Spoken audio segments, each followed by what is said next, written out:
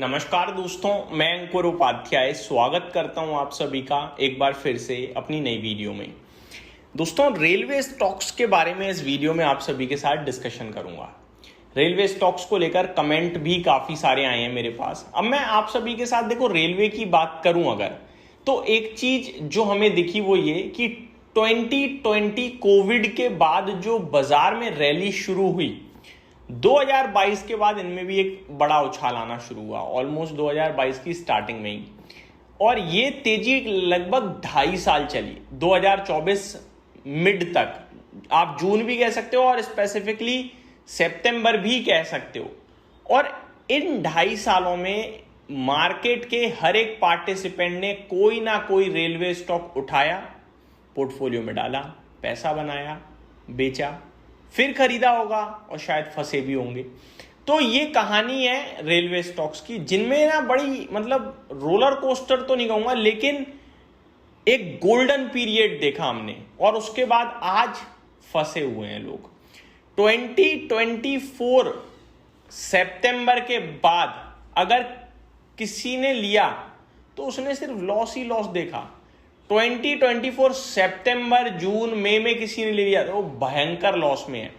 Even 2024 के बाद वाले भी लॉस में ही है। मैं यहाँ पे अगर बड़ा चार्ट आप सभी के साथ देखूं यहाँ, तो मंथली कैंडल निकाल के देखूंगा अगर मैं मैक्सिमम स्टॉक्स की रेलवे के, तो मैं यहाँ देख पाऊंगा 2024 जुलाई में हाई लगा था। एक एग्जाम्पल के रूप में बताता हूँ। एक स्टॉक है जुपिटर वैगन लिमिटेड, रेलवे का ही है। जुलाई 2024 में शेयर ने हाई लगाया 748 का। अब आप कोई गैस करोगे अभी कहां खड़ा है ये स्टॉक? करंट मार्केट प्राइस अगर देखा है तो पता है, लेकिन केवल गैस करने को बोलूं शायद आप कर भी नहीं पाओगे। ये स्टॉक आज की रेट में खड़ा है 258 रुपीज पे, 750 वाला। दैट मीन 750 होने के लिए इसे दोबारा 3 गुना होना पड़ेगा। कैन यू इमेजिन किस लेवल की पिटाई पड़ी है? अब मैं आपको ये बताता हूं, जो शेयर में तेजी चल रही थी ना, 250 रुपए कब था ये? 250 रुपए आपके लिए 1 अगस्त 2023 वाला महीना, जो अगस्त का महीना था 2023 में, उसमें शेयर नीचे 195 से भागा था और अराउंड 380 रुपीज तक गया था। अगस्त में 195 से 380, यानी डबलर हो गया था एक ही महीने में भाई साहब। आज की डेट में उसके बाद किसी ने लिया है लॉस। ठीक है, तो ये कहानी है रेलवे की। ये एक एग्जाम्पल था। एक और एग्जाम्पल में चलते हैं।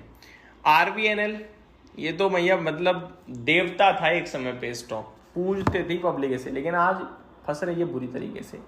फ्रेश लोज आ रहे हैं कुछ, हम देख पा रहे हैं इसमें। इसकी कहानी में हाई लगाए दोस्तों, 3 महीने लगातार सेम हाई लगा ऑलमोस्ट।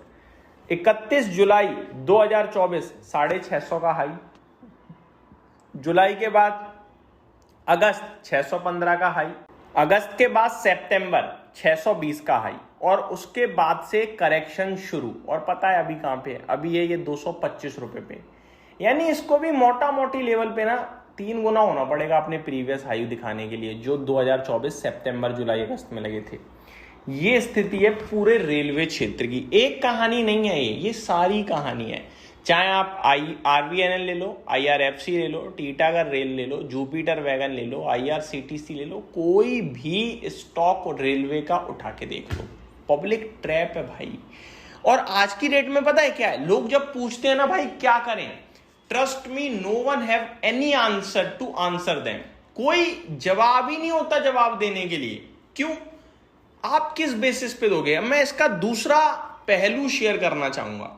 हम देखते हैं यार, अर्निंग्स खराब हो रही थी, सिक्लिकल मूवमेंट था, सिक्लिकली जो थीम थी, सरकार का फोकस वहां से हटा, लेकिन अब दोबारा आ रहा है। ये सब चीजें रिफ्लेक्ट होती हैं अगर ऐसा कुछ होता है तो अर्निंग्स पे। तो मैं रेलवे में आरवीएनएल को मानता हूं बड़ी कंपनी। वैसे तो आईआरएफसी देखो लाख करोड़ के मार्केट कैप के पार की कंपनी, लेकिन आरवीएनएल थोड़ा ज्यादा मार्केट में फेवरेट रहा लोगों का। आरवीएनएल की बात करूं दोस्तों, तो पीक समय इसका कब था भैया? सितंबर 2024। सितंबर 2024 में मैं देख पा रहा हूं 4855 करोड़ का था रेवेन्यू और 287 करोड़ का था प्रॉफिट। आज की डेट में क्या स्थिति है बताऊं आपको? रिसेंटली मार्च क्वार्टर का बता रहा हूं आपको, 6700 करोड़ का रेवेन्यू। दैट मीन्स उस वाले रेवेन्यू के कंपैरिजन में 1800 करोड़ रेवेन्यू ज्यादा, यानी करीब करीब 20% का रेवेन्यू और 40% का रेवेन्यू ज्यादा ऑलमोस्ट।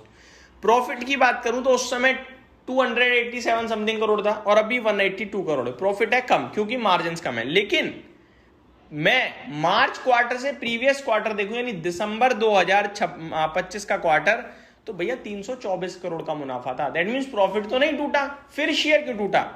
यहां मैं वही वाली बात बोलूंगा जो मैं बोलता था उस समय कि आप रेलवे स्टॉक्स को सोच विचार कर ही नहीं सकते कि एक्चुअल भाव क्या है।